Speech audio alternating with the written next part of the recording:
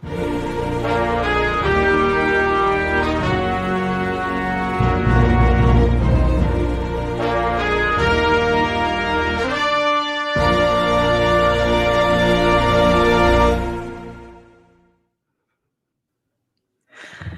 everyone.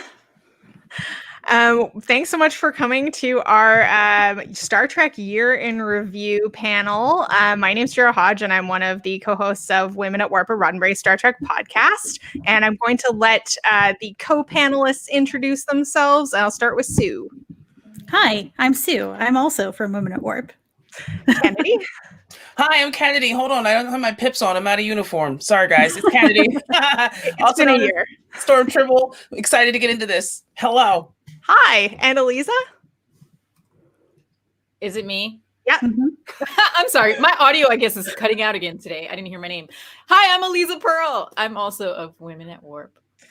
Awesome. And joining us from our sister podcast on the Roddenberry Network is Allison. Do you want to introduce yourself, Allison? Hi, I'm Allison. Allison Pitt. No relation to Allison Pill. And yes, I'm the host of Daily Star Trek News. And I would just want to say thank you to Women at Warp for having me. This is good fun. Thank you. Yeah, absolutely. And there's This is awesome. Yeah. So if you had that on your bingo card, you can mark that off. Yeah, we thought, it's been quite a year. And but what has kept us going through all of it has been Star Trek, and there has been so much good new Star Trek this year. And we wanted to take a bit of time to chat about the most memorable on-screen moments for us, as well as some of the ways that we saw the fandom change for to meet the needs of our times with virtual events like this one, and other cool events that have happened around the fandom this year. We are going to remember some of the people we lost in the world of Star Trek, and also talk about our wish list for 2021 in Star Trek. So without further ado, let's get started. And we're going to talk about highlights from on-screen Trek in 2020. So who would like to go first? I'll go first. Stay on brand. For me, it's been twofold. Not only did Lower Decks come out this year, and apparently we all needed comedic Trek in our lives and didn't know. But this was also the first time I watched Discovery at all. I discovered Discovery this year from season 1 onward. So this has just been like the year of disco for me. So just all around better representation in the art form, and also just Black women in powerful spaces. Like, let's go. I'm with it. That's awesome. Did you want to go next, Eliza? Sure. For me, the highlight of 2020 Star Trek was Star Trek Discovery Season 3. I forget which episode it was. I was trying to look it up real quick. I also don't remember the name of the actor or the character, so sorry. But the episode where it's like maybe episode 2 of the season, the guy who's just been holding out and waiting for the Federation, like to find other Federation people. That moment was just like, oh, it's so good. It's just perfect. It was just perfect. And I also have loved season 3 of Discovery in general. And I think it was a big, bold, exciting move for them to take it so far into the future. And it has been paying off. And that moment kind of encapsulates everything about Disco season 3 so far. Yeah, absolutely. And, seeing a couple comments that not everyone has watched up to the latest one. So we'll try to be like not super specific, but I think that was pretty safe.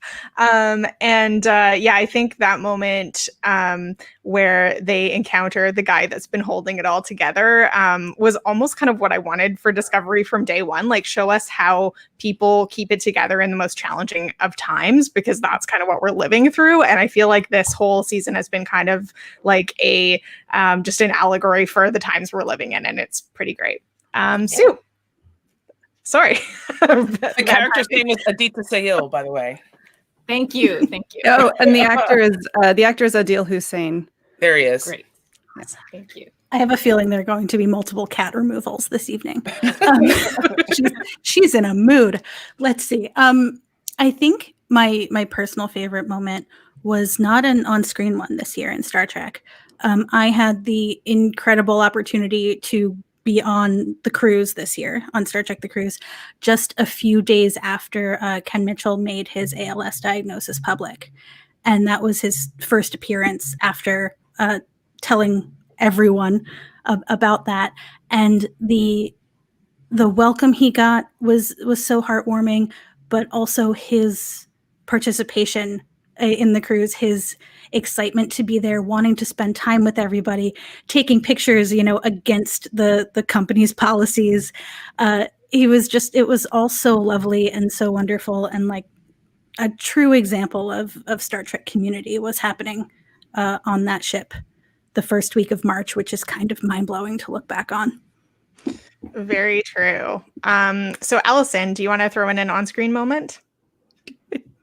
Yeah. First of all, I'd like to say that I'm annoyed with all of you that none of you said any of the things that I have on my list because I brought backups, and now I might have to I'm going to choose two. I'm going to have to say two because I love them totally fine. I mean, I can get into my list. I made a list. I was being kind. I was being gracious because you're a guest. You do the news show. That's why you're here.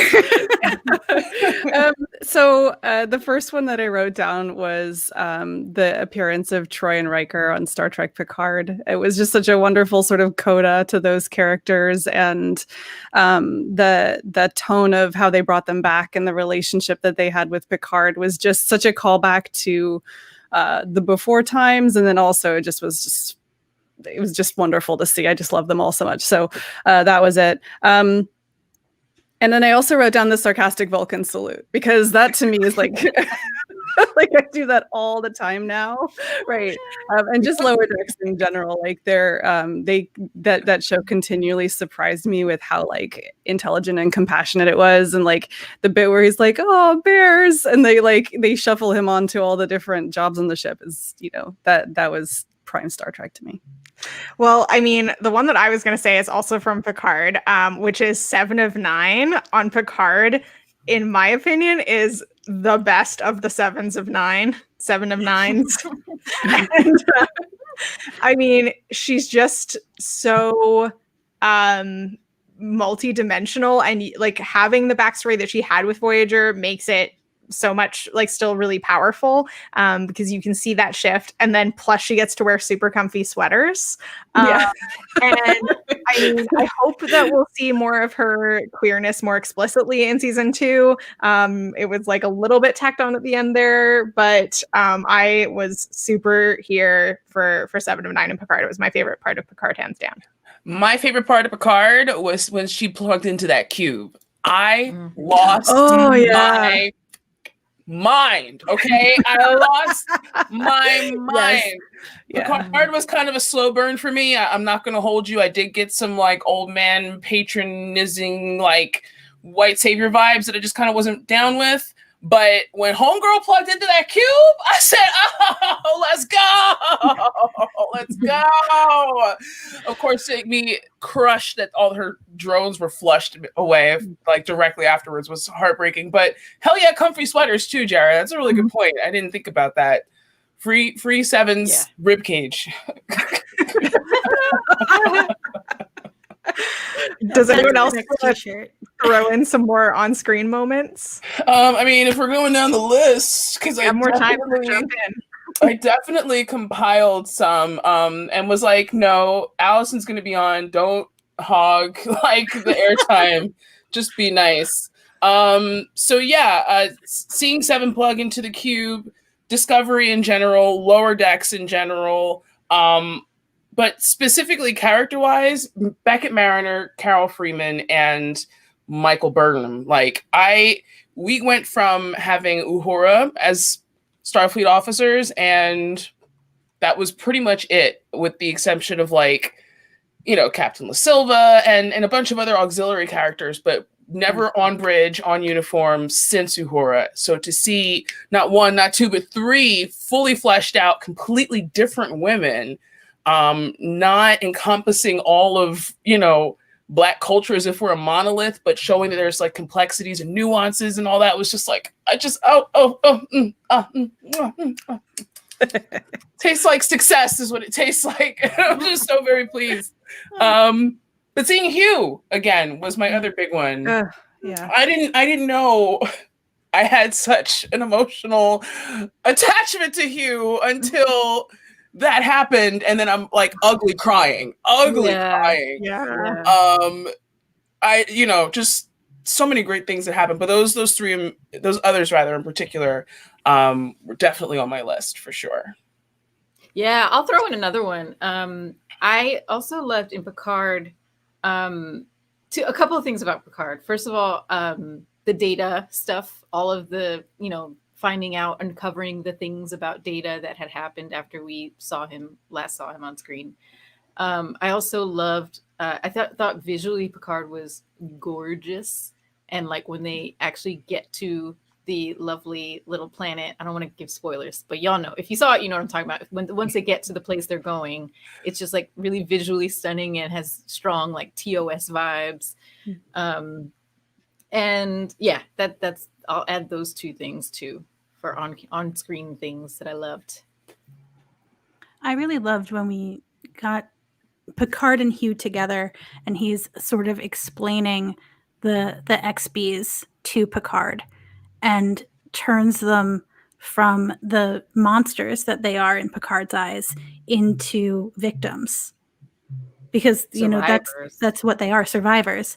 And one of the things he says, I think might be my favorite line from the whole season, Hugh says, I think it's a new name can be the first step to a new identity, which is just beautiful in and of itself. And we on National Coming Out Day tweeted that line with an image of Hugh and captioned it, Hugh says trans rights, and got a response from Jonathan Del Arco that was exactly what he was putting into that line when he said it. And it just kind of like full circle, almost a little bit of a moment. So I loved it. Loved that part. Cool. So Definitely. Cool. Can I interject with another sort of a person appearance? Is David Cronenberg has been a surprising highlight for me. I am like not a Cronenberg fan. I don't really know his work at all, but his for a couple of reasons. Number one, I love his performance and I love his style and everything else. His characterization and the way that they've designed that character is something that to me feels super new and fresh in Star Trek, even though it's like anachronistic and old. Like the fact that this is a dude who wears glasses and hearing aids and a suit all the time, and they're like fine with it, is cool to me, and I'm excited that he's coming back for the next season too. So yeah, he's been a bright spot. I get excited every time he turns up on screen. Yeah, how about it? And it's such a cool nod to the sci-fi genre in general, right? People who are fans of his work, when we saw him, was like, oh, is that David Cronenberg? And the fact that, like you said, he's wearing glasses in this, distant, quote unquote healthy future is like kind of a throwback to, it just did a really good job of anchoring people's perception of what science fiction is as in all of its complexities, while keeping it in Trek in the most updated show, which is doubly important because then you start adding other like sci-fi fantasy genre actor favorites, like the addition of Oded Fehr. Like what? Yeah.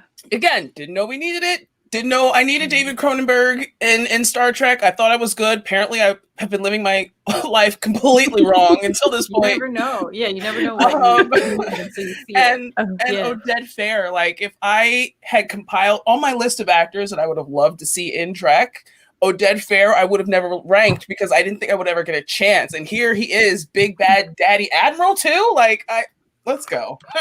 Let's go.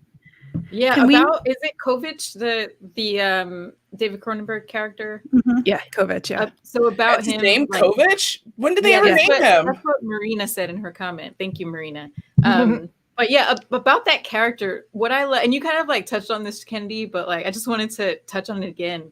Like that I as much as I love Discovery, I think that actually has been something that's been missing from Discovery, that little bit of like quirky magical thing, because every other series has it. There's always some weird alien that shows up that is actually not super hard sci-fi based, not based in any like actual scientific possibilities, and it's just kind of magic. And so now Discovery has that character. So I thought that was like a really great thing that we didn't know we were missing until it showed up. Can we Yeah. say to highlight just how much new Star Trek we got this year? Yeah. Yeah. That's Oh my We God. kind of glossed 30 over that bit, but yeah. 3 new 33 series. weeks, Yeah. 23 of which were in a row. Basically, the last 6 months, we've had new Star Trek every week, almost. 60% of the year, we've had new Star Trek. Like, it's just, What? 3 series on at the same time. But It's the just thing beautiful. about this year is that it's not like having TNG, DS9, Voyager, Enterprise so close together, because each of these shows is so different. They've got different creative teams, they've got different styles, they've got different aesthetics, they've got different target audiences. So like I know people are talking in Trek Twitter or whatever about the franchise fatigue, but if this is the model that each Yeah, show is like- going to have What? its own sensibility, then I don't think this is going to be an issue. Who said Totally. that? Point them out. I need receipts. I Who mean- said anything about franchise fatigue? How? Just go You on got- Twitter. I- Don't go on Twitter. Save Or yourself. don't. Yeah. Yeah. But I feel like Adira also deserves a shout out. Absolutely. I think that just their storyline, and also just the way that Discovery is incorporating like more explicitly the idea of a chosen family is super powerful, and we're seeing how much this means to a lot of viewers, and I think it's great.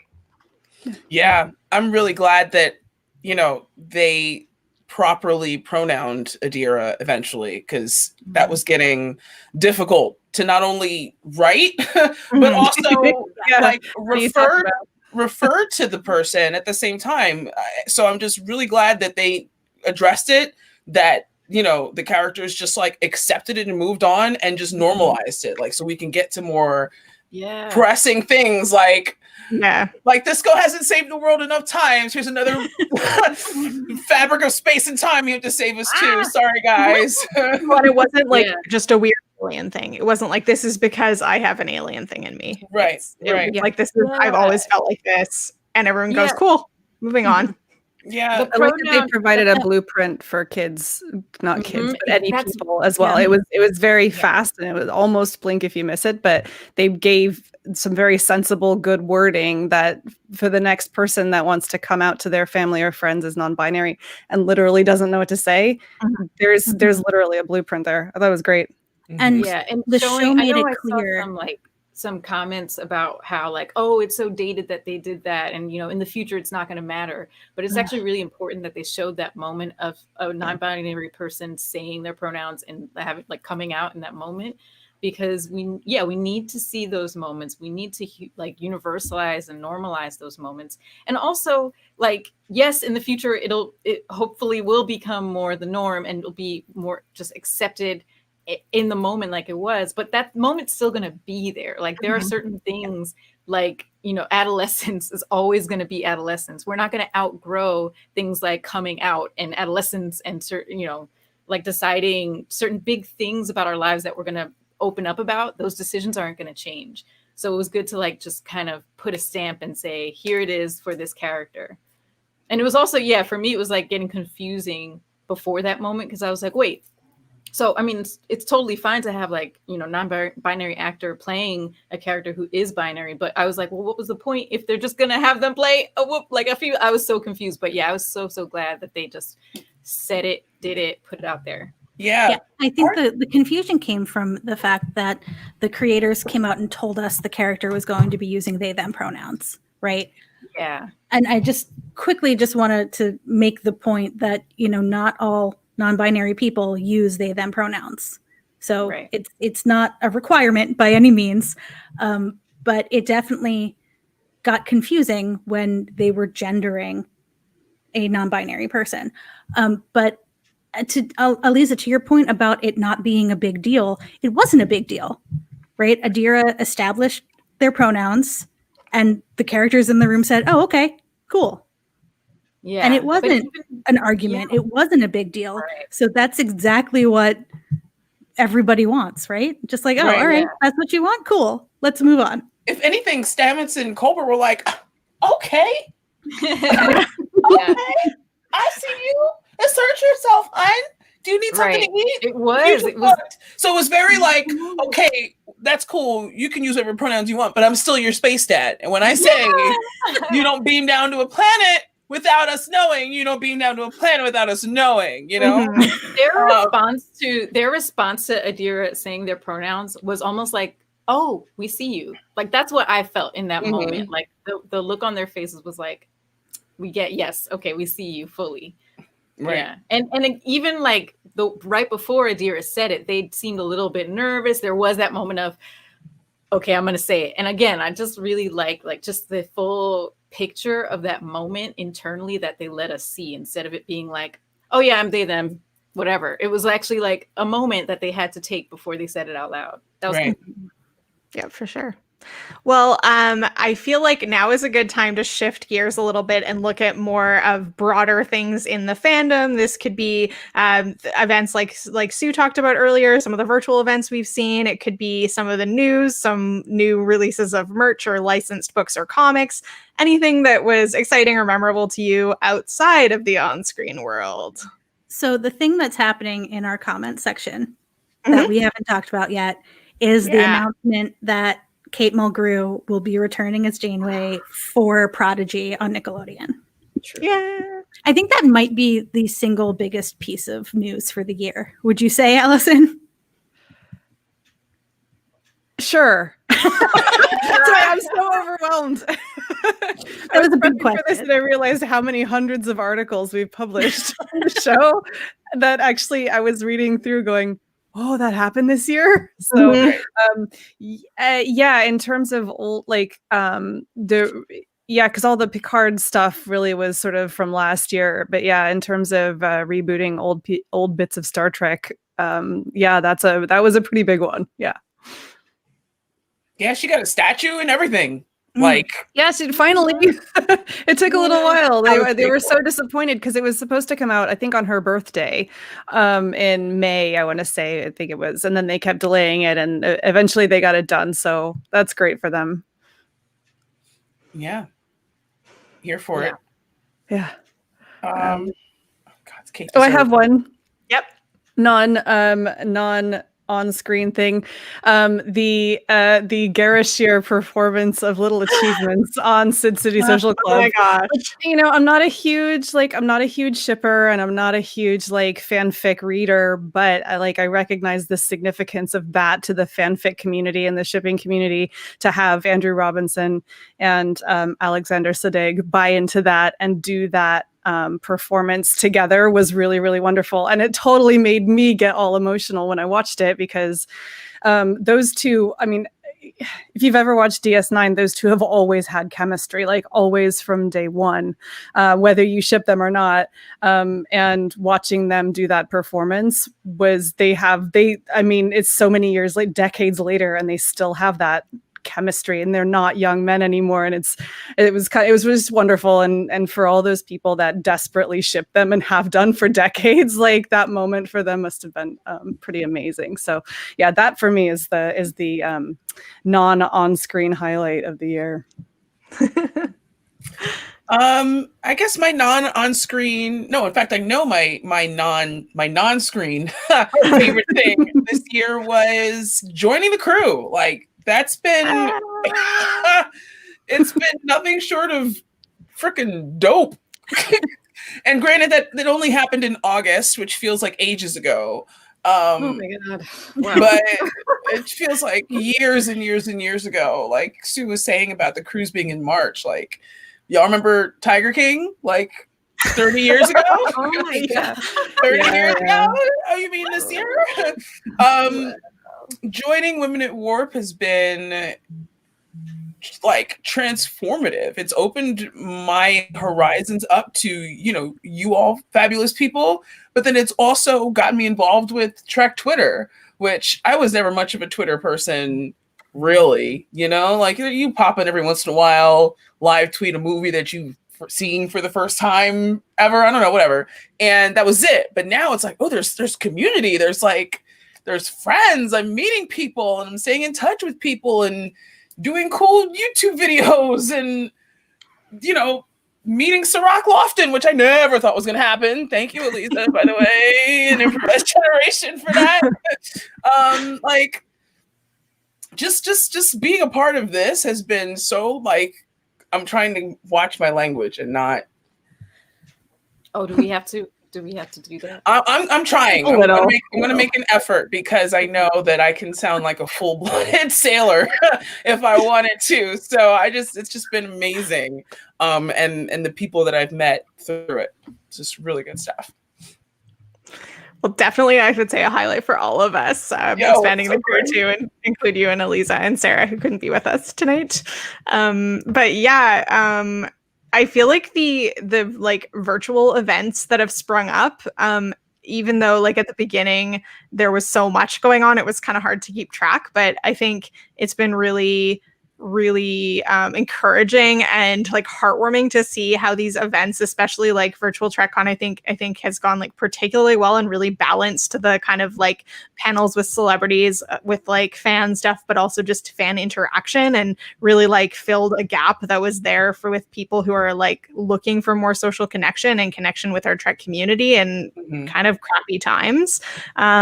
So that's been great, and it's also given us a chance to see those things like the Sid City Social Club, and like see the actors in kind of a different environment. Like we have like Nana Visitor teaching cocktails and baking on Instagram.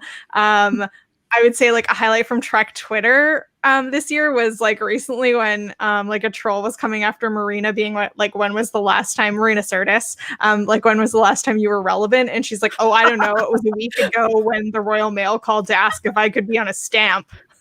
Yeah. It was wonderful. That was the best. Patrick Stewart reading sonnets. Yes, Patrick Stewart reading sonnets, sometimes with cats. I remember I could not believe when he started that. I was totally pessimistic about whether he was going to be able to do it. Is it like 157 or something like that? I thought there's no way this is ever going to last, because when he started it, this was like when we were all like, yeah, we have to lock down for 2 weeks and then we'll go back to normal. And then like I couldn't believe it when he's there in a tuxedo reading the last one. I was like, well, not to mention, like, I will shout him out for also skipping some of the like sexist ones. He's like, I don't like this one. It's awful to women. I'm just gonna skip it. And it's like, cool. Like, yes, this is part of the reason we love you. Yeah. How about it? We all keep mentioning Sid City in those readings. So I caught like the first one and like half of the next one. And I know there's been a bunch since, but I was only able to get through that many because I felt like I shouldn't have been watching it. Like I felt like this was a private conversation between these characters, and I had like hacked some type of like subspace frequency to like listen in on their calls. It was like, oh, I'm gonna get a court martial for this. It's just too juicy. This is just too juicy, and I couldn't. Some things you can, especially with fan stuff, or even if there aren't actors involved, like sometimes you can kind of, keep that fourth wall there and watch it. But Sid City is too much. I feel like if I can see Sadig, he can see me, and I'm never ever. This is not all the time. Like this is not a regular. I didn't wake up like this, and I can't have Sadig looking at me when I look normal. So it was very much like I can't. It's like that commercial where this kid's like, I need to meet Mickey Mouse on his first time to Disney World. And then he sees Mickey and he's just like that. That's how I feel when I try to watch Sid City. I'm like, well, this is going to be good. Oh God. Oh. They invented like a whole nother kind of performance, a whole nother kind of fan performance with these things. Like it's not a fan film, it's not a fanfic, it's like in between, and it's like totally radio compelling. drama almost. Yeah, but with faces and people and That's guest what I stars mean. and Like radio, it's a radio whole drama. Yeah, you can get all like intimate with a person, be like, ooh, you let your mind do the imagination, the visualization of this actor, this character that you loved for like 30 some years. When they're looking at you, it's like, wow, Yeah. I don't need you to see me see you when I mean, it's a staged reading, right? Yeah, but it's like really close up on their face. It's like It's if in a you're sitting in house. the middle of the table at a table read, like everyone's talking This is- to you. It's not even like a table read. Like, this is in Sadiq El Fadil's house. Like, this is his house. Yeah, This yeah, yeah. is his computer. It's his chair. Those are his glasses. Like, Yep. Sir. That's one of the more interesting things about the virtual events, I think, is seeing where the guests are Mhm. streaming from. Mhm. Like, Yeah. my living room is clearly not fancy, but like, I want to see everybody else's now. Yeah. Are they streaming their kitchen or like, you know, there was somebody one of them was like in a hotel room and I was like, they're in a hotel room. This is weird. So yeah, you definitely feel a little voyeuristic. Oh, yeah. You're checking out definitely the background. There was one behind him, where seeing- Bob Picardo was just walking around his house, like while doing the event. Like, all right. Oh my god. Yeah. Elisa, you've done like a ton of streaming stuff outside of Women at Warp this year. Did you have any of those that were particular highlights? Yes, the Klingon Day of Honor was like, oh my god, getting to do the panel, moderate the panel with all the Star Trek Discovery Klingons and Klingon experts was a dream. It was so fun, and yeah, that was definitely like my online highlight this year. I don't know if I'll top that ever. Well, and now you're doing like Klingon baking on Instagram, which I'm a big fan of. Excuse me. I am. Yeah, the Klingon baking. I feel so grateful that that came together because it literally was like I had to shoot a sketch, and they were like, "Can you be a Klingon in this sketch?" And I was like, "Sure." Did Klingon, and then I wanted to go bake a pound cake, and I was like, "Let me just bake this pound." Oh, let me just turn on the camera. It literally was just like Eliza being Eliza in like a series of moments, and then it turned into Klingon baking. The moral of the story is that all your COVID hobbies could be more Klingon. I mean, yeah. Like just add a little Klingon to everything. Just the tagline, gluten is without honor. I think is Yes. it put me, you said it with such conviction that it put me in a state of like existential introspection because I am with honor, right? But you need I'm gluten tolerant. So, and I happen to love gluten very much. It keeps me very well insulated and it's cold on the East Coast. So, you know. I am so glad to hear that you still enjoy the videos because the thing is, I am gluten intolerant and gluten has caused me so much fucking pain being a Klingon talking about gluten being without honor was actually like healing for me in a weird way. I made it so good. Like I was literally eating a sandwich at the time when I saw this. I'm scrolling and I saw it. I looked at my sandwich like, you are without honor. Oh my gosh.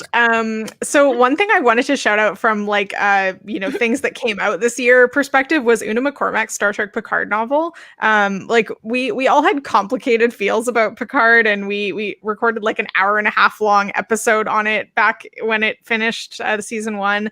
And then we did a book club on the Una McCormack novel and it is so good. It's like bleak because it's a prequel novel and it has to end up at the very bleak start of the show. But it like the way that she describes the politics in the Federation leading up to Picard was like it really hit all my like political Star Trek nerd buttons. Ooh, Nice. All right, now I gotta read it because I'm obsessed. that sounds good. Mhm. That's cool. We'll wait. Right now.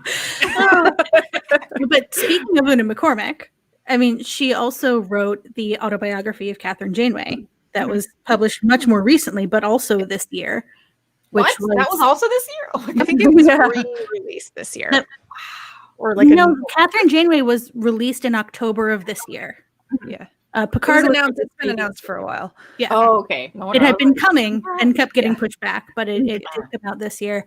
And it also, like, just the way she writes, just to praise Una McCormick for a little while,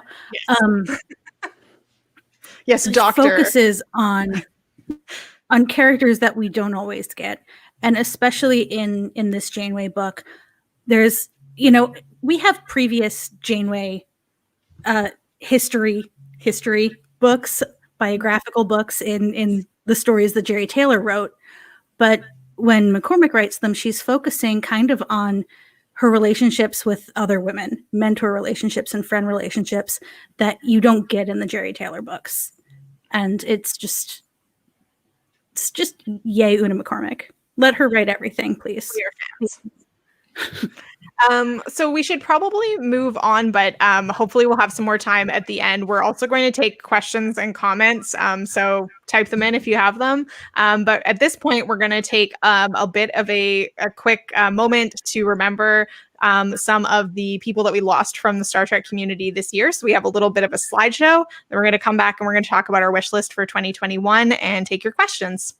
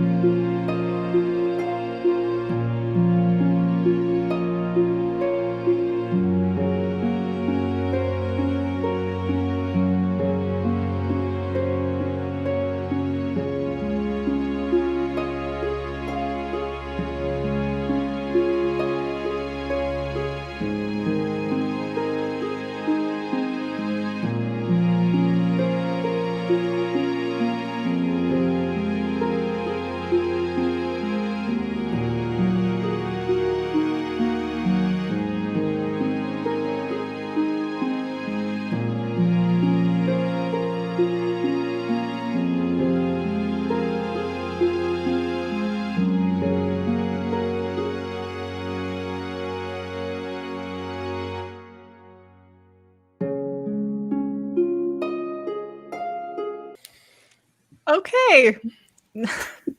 Thanks so much, Sue, for putting that together. That was really lovely and amazing to see. Remember all those people who contributed to our fandom in various ways. So, looking ahead to 2021, what do we want to see?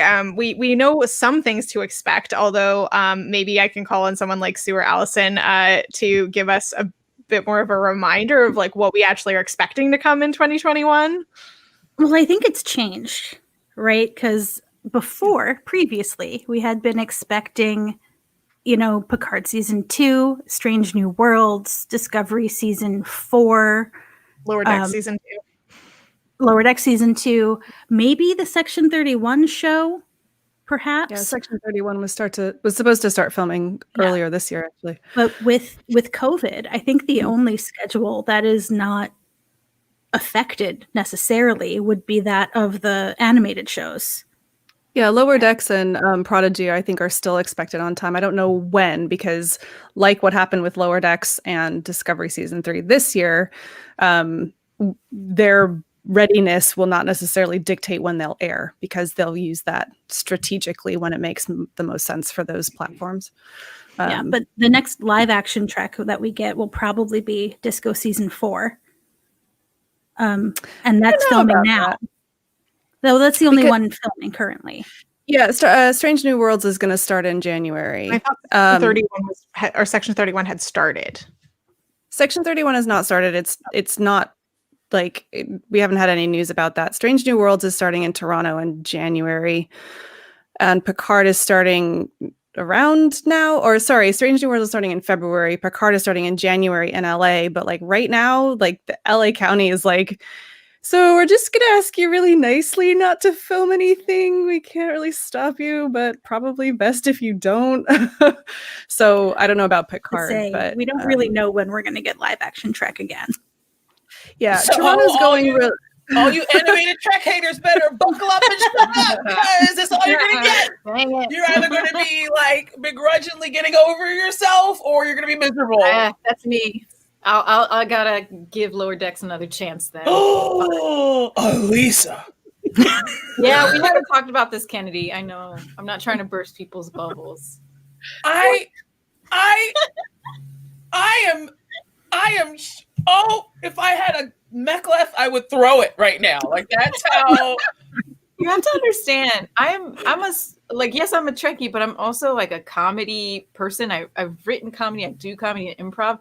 It's hard for me to watch Lower Decks because it's I would have done this show so much differently. But that said, I've decided to I didn't finish watching the whole first season. I watched the first 2 or 3 episodes, couldn't get on board. I decided to give it a good long rest, give it some space, and then I'm gonna go back and watch it again. Please do. Give it another chance. Look, what were we saying 40 minutes ago?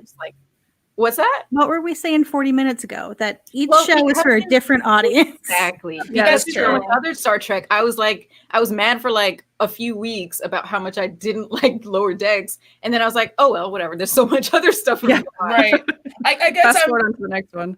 And this is probably me projecting. It's definitely me projecting. Like I said, I waited till this year to start watching Disco. I was just what is this? Why are they in the past? What do I need this for? Why is this ship all fancy but it's pre-Kirk? This doesn't make any sense. And missed out. I missed out. Season 1 is still my favorite. I missed out on experiencing that and watching that with everybody and going through, everybody else's feels at the same time. I missed out on Enterprise. And when that was on the air, I didn't watch that until, I want to say a couple of years back when I was studying for a panel. That's coming into its 20th anniversary this year. Oh, yeah. So I know, we all Trek girls now. We all girls. All girls is all at this point. So I don't want, and this could be Trek auntie in me, right? I don't want anyone to miss out on something because they're I don't like it because I did that and it sucked. Yeah, but I think here's the issue I was having is that, and I'm not going to get into it about Lower Decks. I'm talking about on my end. I was so not enjoying it that I was forcing myself to watch each new episode, and that's not good either. You know what I mean? Because I was then spewing all this hatred about it to friends who were liking the show. And that was not kind to them. It's I needed to go vent about it to other people who disliked it, but then everyone liked it. So I was damn it. So I did need that space. And yes, you're right. I'm kind of missing it, hopefully I'll watch the whole first season and fall in love with it, or season 2 or whatever. But I think it's just I'm not on the bandwagon, and that's kind of where it's at. That's totally fair. All I know is that when I search for Star Trek gifts, Mariner pops up and you pop up, Elisa. So you're gonna have to like. You didn't know you had Trek gifts? You had to know you had Trek gifts. I know, but I didn't know She's got I didn't Instagram ones too. Yeah, I didn't Yeah, know it's like popping up like right, You were one of the main ones on Instagram that comes up all the time. Yeah, you get your Kirk, you get your Spock, you get your Picard, right? Occasionally you might get the Riker thigh, but it's definitely Mariner and Elisa. And I'm like, I know her. She's on our crew. I know 50% of those brown girls. That makes me feel like that makes me feel so many things. Oh my god. Okay, so in the realm of possibility for next year, what's on your wish list? I'm hyped for the Centennial.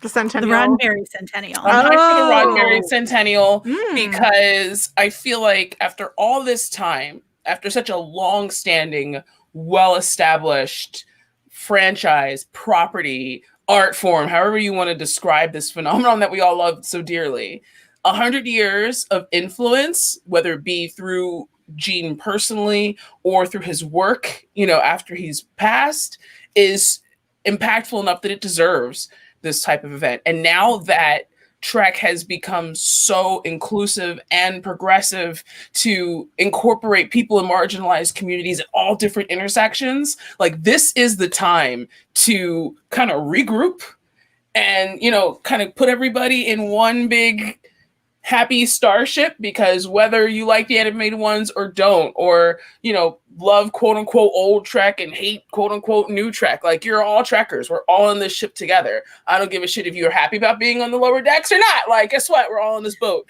So this is the time to address a lot of issues that we've been having in the community. This is the time to celebrate a lot of triumphs that we've had in the community. And reintroduce ourselves to each other in a new way that we don't have to worry about adhering to anybody's rules for. I love that idea of like unifying, because Roddenberry is the thing that all of these different Star Trek iterations have in common, is that they were inspired by that original vision of Gene Roddenberry. And I also just thinking back, Kennedy, to when you said Enterprise is like coming up on its 20th. Yes. And how now we're like the old Treks. we're like the middle-aged Trek people now. Mhm. It's like we're in Like, okay, boomer. And when I say that, I don't mean the civilian shippers from Enterprise. The space boomers. Yeah. I think we're now like the age that that original TOS fans were when TNG came out. Oh my god. So I watched Next Gen when it was first run. yeah. And so Right. if you think of like our fandom, If you and ever how catch it's me doing evolved- that, please punch me in the neck, by the way. No. Hold on to So that. yeah, there's a because whole these, there's a these new kids don't know what it's like to have to wait a week at a certain time, have to be in front of your TV. They don't And then know. if you miss the first 10 minutes, Oh, yeah, you don't know what I think happened. they're starting to get to know again, but Yeah, I mean they are releasing weekly. but you could just rewind. yeah, you can rewind it. You can sit and pause and look at all the fun stuff, like the USS Nog. Like you couldn't have watched that on network TV. Oh. You'd had to wait to catch the rerun and hope that you had a tape deck in the VCR at the right time. Listen, they don't know. Old Trek girls are old. That's fine. There's nothing wrong with it. It's just a digital divide. That's all. Wow. Natural. so on my perpetual wish list, I feel like this has been on my wish list for at least the last few years. Is like, where are our action figures? Like, we need more action figures. Oh my god! Can Like, we this is- please You get know a what, disco though? line of Ah, Barbies? It's killing Let's get me. disco Barbies. This is why I was really excited to see Funko release disco figures. They just Yeah. did Burnham and Saru, but it means that license is still active. And Miko is coming out with, I think, Burnham and Saru as well. Okay, but they need to actually have parts that move. Like, No, I'm not agreed. cool with just bobbleheads, and like, especially if they're so skinny that they can't actually stand up and they just start to fall, like, list and fall off their stands for women. So Funkos are not sufficient for this wish list, and I'm I aware agree. that this is sounding a little bit angry, but that's only because it's been a few years. Thankfully, the Burnham Funko is not so skinny that it falls over. It is not. Jared, I think your anger is completely righteous and dignified. Mattel needs to get over themselves. Take my money, okay? Get with CBS, release a line of Disco Barbie and Kens, and if you want to make extra money, release the Terranverse Disco Barbie and Kens. Oh God, I would buy that in a heartbeat. And you better have an Not into almost Barbies, but like, heartbeat. You would get better that. have. Oh, I don't give a shit about Barbies, but Yeah, those no. uniforms in fabric, those characters, let's go. And if you want to make extra money, you'll release variants of Owo Seikun when she doesn't have a makeup, and when she's got the gold eyeliner, and when she got the blue eyeliner. Because we will pay money. We will pay money. We will pay money. Oh Take my God. money, Mattel. I swear to God, I haven't splurged on a line of figures in a long ass time, but I promise you, I am not the only one who will buy every single one of those Bridge Crew Barbies, and then I can in Mirrorverse just because, like, the costuming. Yeah. Oh, you throw in a couple Klingons. A 12-inch collector's edition Sarek. Come on, let's go. Put me on your merchandising team. We have a couple questions that have come in. Go for it. The first one specifically for Allison. Do we Ooh. know of any virtual cons yet for 2021?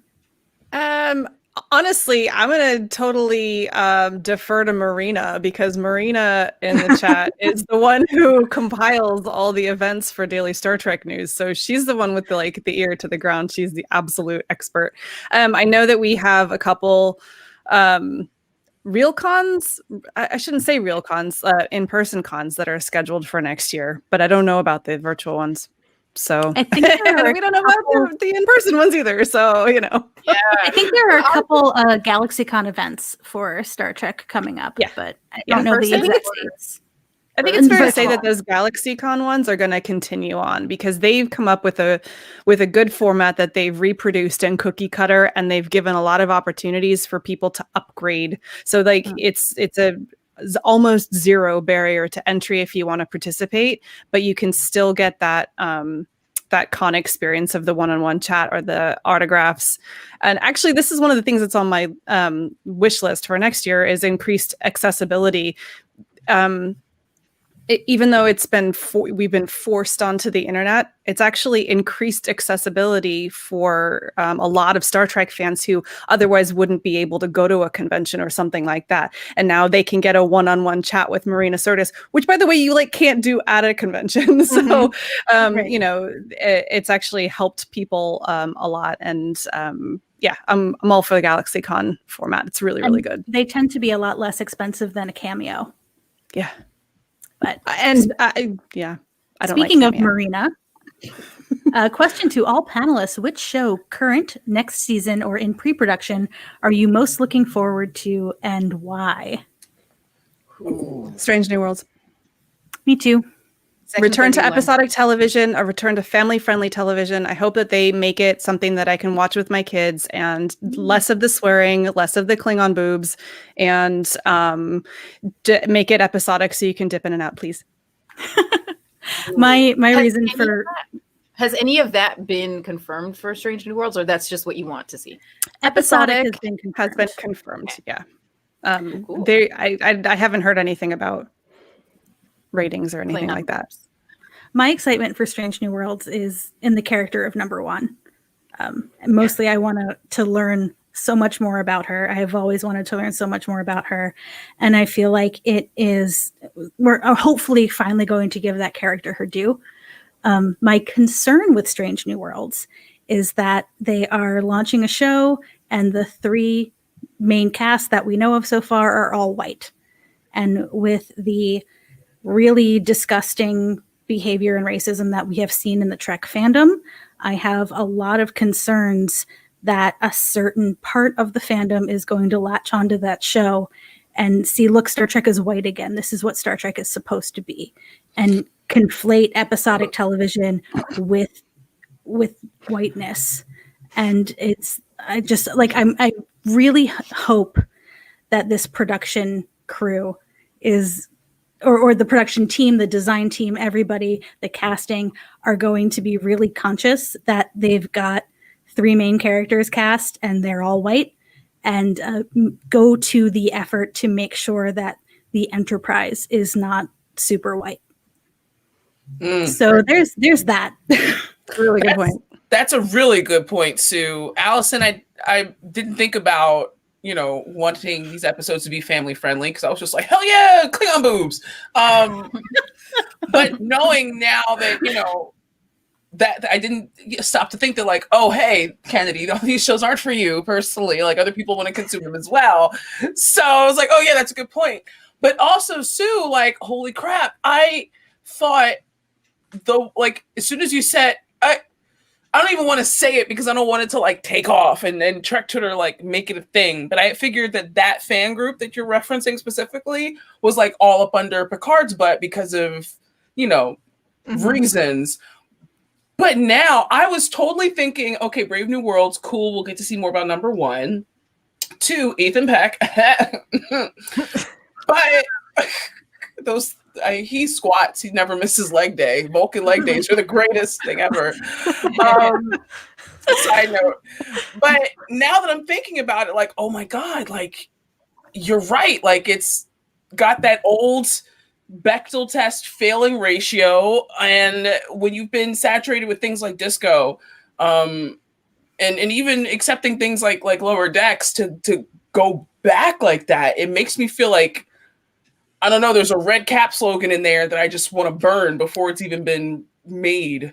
Yeah, it's certainly like a pitfall of taking a show that was literally conceived of over 50 years ago, 55 years ago, and bringing those characters back in a time, right? And right, they're sort of backed into a corner in a way, right? Because we have these characters already. Mm-hmm. They are who they are, but you can surround them with a more diverse crew and a more inclusive crew, and you can create additional main characters, right? It doesn't have to be, we're in a new age of television, so it doesn't have to be 3 main characters. Right. It can be a bunch of main characters. It can be 7 main characters. It can be DS9 with 52 main characters. So well, should we be so lucky? 47, excuse me, not 52. In the 47. chat, Anne-Marie says that she saw the casting call and it was all non-white. So fingers crossed. There's okay, cool. I think a lot of exciting stuff. I would guess I'm gonna go like, I'm most safely excited for Lower Decks season 2 because I'm pretty sure I know I'm gonna enjoy it, and like everything else makes me slightly anxious because I'm like, there's so much drama, and then like the twists and turns and cliffhangers and character deaths and like I love it all, but I also find it a little stressful. So hard to I'm kind of like, oh my gosh, I'm excited. I'm stressed about Picard season 2, but also excited for Guinan. Holy crap! Yes. Oh my god! Right. So excited for Right. Guinan. I think I'm most excited about Section 31 because that feels like territory that's very unexplored or underexplored. And Michelle Yeoh, just like as the lead in the Star Trek series, is just it's just too much for me. I'm just like I'm losing it. I'm so excited about Section 31. That's my big one for next year. That's the one that gives me the most anxiety. Yeah. I heard a fan theory just today that the Section 31 show will take place during the Romulan War. See, that doesn't make me any less anxious. That makes me more anxious. I'm not sure how I feel about that. I don't know. Okay, like I think that Michelle Yeoh is a cinematic living treasure. I think that woman deserves every single petal of all of her flowers.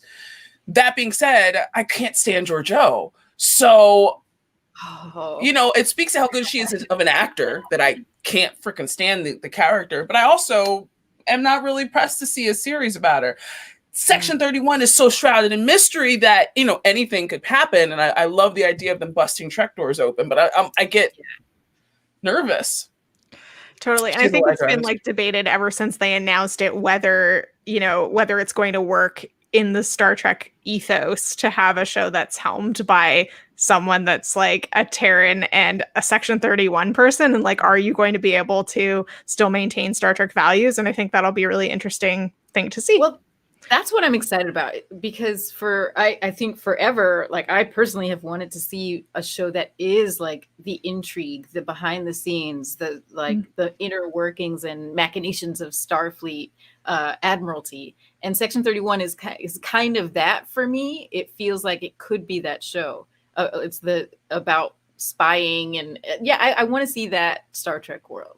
Well, and That's also why I'm like excited. Erica Lippold and Bo-Yeon Kim as the showrunners, I think or like the lead writers, showrunners is like awesome. I love all of the stuff that they've done, and I think having it led by two women is fabulous. Yes. Yeah. I agree Plus, with if that. Ash Tyler comes back, I might be suddenly okay with it. I'd be okay with that. Well, Who knows? we're butting up against the end of our time here today. Any very final thoughts? Oh, I just want to say one real quick thing about the business side of Star Trek, because we haven't talked about that at all. There's some really cool things that are happening next year, and I'm looking forward to hopefully Star Trek being more accessible from an audience perspective, because we've got Paramount Plus starting up in the new year. Pluto TV is worldwide, and they're challenging that with Star Trek channels and things like that. I'm really optimistic about the next year that Viacom CBS is going to make Star Trek even more accessible to more people, and then we'll have a wider base to have more discussions about Star Trek and about all of the things that we've talked about today. So they're making some really smart moves, whether you like the content or not. And it's definitely worth keeping an eye on the things that they're doing behind the scenes to promote the health of that business and the health of the Star Trek franchise going forward. It's really interesting. Totally great point. yeah. Well, yeah. Thanks so much, Allison, for joining us today. And we're going to put on our contact information on a slide at the end here, but just wanted to thank everyone for joining us and for all your great conversation during the chat. And we'll let you know where you can hit us up, but have a very happy new year, and stay safe and healthy, everyone. And thanks again.